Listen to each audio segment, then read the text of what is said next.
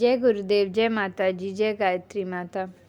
आगे गुरुदेव माता जी गायत्री माता की सूक्ष्म उपस्थिति में गुरु गीता में वर्णित है। गुरु गीता के पाठ की महिमा न्यारी। गुरु गीता के महामंत्रों के मनन से शिष्य का त्राण होता है। इसका विधान पूर्वक पाठ करने से साधक के अस्तित्व में मंत्र योग की संपूर्ण प्रक्रियाएं घटित होती हैं और फिर प्रारंभ हो जाती हैं। अंतस्थ के रूपांतरण की आध्यात्मिक प्रक्रिया यह सच उनको सहज में समझ आने योग्य है जो मंत्र के वैज्ञानिक महत्व से परिचित है। मंत्र में प्रधान महत्व शब्दों के गुथे होने की रीति का है। इसके अर्थ की भावना श्रेयस्कार तो है, पर इनके बिना भी मंत्र अपना चमत्कार दिखाए बिना नहीं रहते। वैसे यदि मंत्र रटन के साथ अर्थ चिंतन जुड़ जाए तो सोने में सुगंधा वाली कहावत चरितार्थ हो जाती है। हालांकि ऐसा न होने पर भी अकेली मंत्र रटन अपने चमत्कारों की सुनहरी चमक को बरकरार रखती है। मंत्रों को रटने या मन ही मन उच्चारित करने से उसमें इसके सूक्ष्म कंपन न केवल देह प्राण और वायुमंडल की प्रक्रियाओं को प्रभावित करते हैं, बल्कि अस्तित्व की गहनता भी इनसे प्रेरित व परिवर्तित होती है। यह ऐसा अनुभव है जो उन सभी को प्राप्त होता है जो मंत्र के साधक हैं। इस साधना की प्रगाढ़ता में चित्त की वृत्ति मंत्र की चेतना में विलीन होने लगती है और फिर क्रमिक रूप से चित्त मंत्र से तदाकर होता है। बाद में यह तदात्मय मंत्र के अधिदेवता से होते हुए मंत्र की सामर्थ्य के अनुसार परमात्मा चेतना से हो जाता है। शाबर डामर आदि शुद्र मंत्रों की बात छोड़ दें तो गायत्री महामंत्र के साथ इस प्रक्रिया को घटित होते हुए अनुभव किया जा सकता है। गुरु गीता माला मंत्र है। माला मंत्रों का पाठ किए जाने की परंपरा है। इस पाठ को करने से साधक के अंतरतम में पहले गुरु तत्व की अनुभूति होती है। जिन्हें अभी तक गुरु की प्राप्ति नहीं हुई है वे इसकी साधना से अपने गुरुदेव को पहचान सकते हैं, पा सकते हैं। जिन्हें सद्गुरु तो मिले हैं परंतु अभी देह में नहीं है। गुरु गीता की पाठ साधना उन्हें उनके गुरु से संवाद सुलभ करा सकती है। विधान पूर्वक यदि पाठ भी हो सके तो भी ऐसा करने वाले साधक की चेतना सूक्ष्म संकेत अवतरित होने लगती है। साधना सतत बनी रहे तो साधक के न केवल गुरु तत्व का साक्षात्कार करता है बल्कि उसे गुरु तत्व एवं परमात्म तत्व की अकर्षता का भी बोध होता है। गुरु गीता के विगत क्रम में कुछ ऐसे ही मांत्रिक महत्व की चर्चा की गई है। इसमें बताया गया है कि गुरुपुत्र सब तरह के वर्ण के योग्य हैं। गुरु गीता के महामंत्र संसार के मलों को धोकर भवपाशों से छुटकारा दिलाते हैं। जो गुरु गीता के जल से स्नान करता है वह ब्रह्म वेताओं में श्रेष्ठ होता है। वह जहाँ भी रहता है वह स्थान पवित्र हो जाता है। वही नहीं वहाँ पर सभी देव शक्तियाँ निवास करती हैं।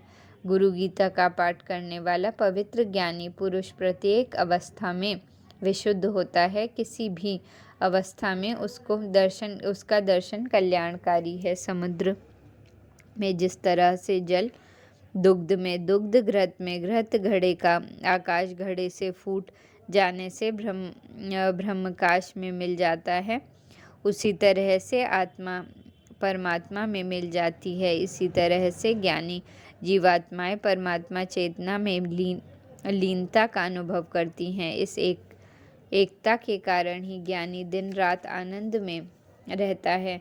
इस तरह से ज्ञानी सदा जीवन मुक्त होकर वास करता है। जो साधक प्रयत्न पूर्वक उसकी भाव भक्ति करता है वह सदेह निहित होकर मुक्त होता है। उसे भोग एवं मोक्ष दोनों ही मिलते हैं, जिसकी सरस्वती निवास करती है। भगवान सदाशिव के इन वचनों में न केवल गुरु गीता के पाठ को महत्व है, बल्कि पाठ करने वाले को भी महत्वपूर्ण बताया गया है। जो गुरु गीता की शरण में है उसे किसी अन्य की आवश्यकता नहीं रहती। बस सद्गुरु की मूर्ति चित्त के सामने पंचोपचार पूजन के पश्चात पाठ करने की आवश्यकता है। इस पाठ से सभी संकटों का नाश होता है, आपत्तियां दूर होती हैं, सद्गुरु की कृपा मिलती है एवं चित्त में आध्यात्मिक ज्ञान का प्रकाश होता है।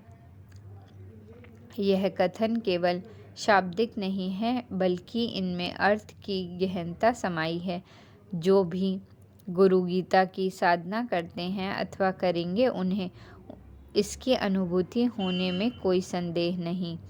ऐसा ही अनुभव दक्षिण भारत के कृष्णा नदी के किनारे बसे गांव के निवासी मुरली कृष्णन को हुआ। मुरली कृष्णन जन्म से ब्राह्मण थे। उनकी शिक्षा सामान्य ही हो पाई थी। परिवार में गरीबी थी, उस पर शत्रुओं का आतंक पिताजी बचपन में ही चल बसे थे। घर में अकेली माँ और 2 बहनें थीं, जिन पर गांव की जिम्मेदारी की कुदृष्टि थी। असहाय, अकेलापन, न कोई मार्गदर्शन और न कोई राह बताने वाला। कहाँ जाए, किसके पास जाए? जो राह मिली भी वह दुष्कर थी। किसी ने उन्हें किसी ज्योतिषी के पास जाने को कहा, किसी ने तांत्रिक के पास जाने को कहा। मुरली कृष्णन की माँ काफ़ी समय तक इधर उधर भटकती रही, परंतु मिला कुछ नहीं। उल्टे घर की हालत और बिगड़ती गई और शत्रुओं का आतंक बढ़ता गया। एक दिन शाम के समय मुरली कृष्णन ने अपनी माँ से कहा, माँ, भगवान सद्गुरु है, वे सभी का मार्गदर्शन करते हैं, क्यों ना हम उन्हीं की शरण में जाएं। प्रभु जो चाहेंगे वही अच्छा होगा। ऐसा निश्चय करके मुरली कृष्णन ने पूर्णिमा की तिथि से गायत्री महामंत्र के जप के साथ गुरु गीता का पाठ निश्चय किया। नियमित पाठ करने से करता रहा। गायत्री महामंत्र के जप की 11 माला पूरी करने से उसे लगभग 1 घंटे का समय लगता। पूजा के विधान सहित गुरु गीता के पाठ में भी लगातार 1 घंटा लग जाता। इस क्रम के प्रातः साय उसकी साधना चलने लगी। प्रारंभ में तो कुछ भी फर्क नहीं पड़ा। शत्रु और शत्रुएं जो तो बने रहे, लेकिन 3 महीने के बाद गुरु गीता की पाठ साधना से प्रभाव स्पष्ट दिखने लगे। लोगों की बढ़ती उपेक्षा कम होने लगी। गांव के कई प्रभावी लोग उनके पक्ष में खड़े होने लगे। माँ की मेहनत और पुरखों के खेती के आय से घर का सामान्य खर्च चलने लगा। आतंक की छाया शांति की शीतलता में बदलने लगी। अब तक मुरली कृष्णन का मन भी साधना में रमने लगा। साधना के 3 वर्ष पूरे होते होते न केवल स्थितियों में सुखद परिवर्तन हुआ, बल्कि मन स्थितियों में भी आध्यात्मिक भाव उभरने लगा। अंतश्चेतन में भगवान सदाशिव एवं जगदम्बा पार्वती की झलकियाँ भोलेनाथ के झलकियाँ मिलने लगी। एक दिन ध्यान में गहनता में उसने स्वयं को भगवान भोलेनाथ के समीप पाया। उसने अनुभव किया कि प्रभु स्वयं उसे स्वीकार करते हुए कह रहे हैं, वत्स, मैं ही वह गुरु तत्व हूँ जो जगती पर भिन्न भिन्न नाम रूपों से प्रकट होता है।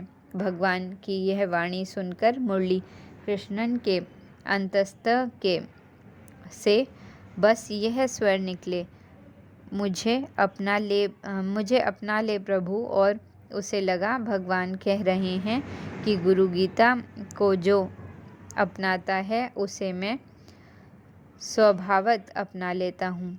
प्रभु का यह आश्वासन प्रत्येक साधक के साथ है। जय गुरुदेव।